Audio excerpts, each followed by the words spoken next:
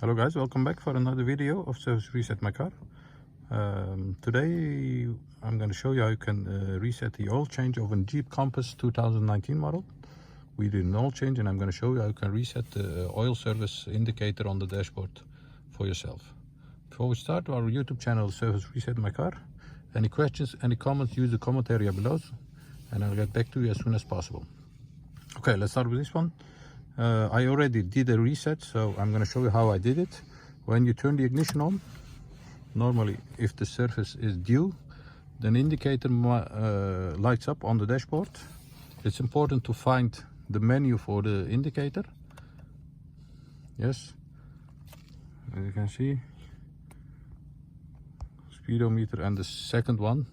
Just use these arrow buttons to go to vehicle info.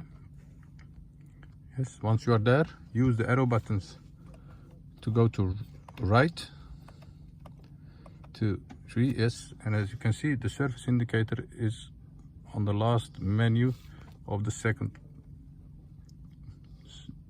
indicator. Okay, once you are there,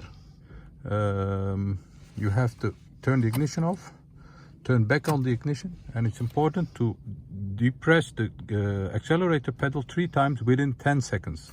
1, 2, 3. Once you have done that, turn the ignition off, depress the accelerator button and turn back on the ignition. Yes. Once you have done that, the indicator is disappeared, and so it won't pop up anymore once you start the car again. Let's check it. Turn off, turn on, and the indicator isn't visible anymore. So the reset has been done. Thanks for watching. I hope you enjoyed our video. Did you enjoy our video?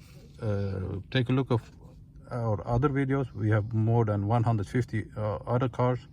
You can watch them all on my channel, and subscribe if you want to see other videos in the future. Thank you. See you next time. Bye bye.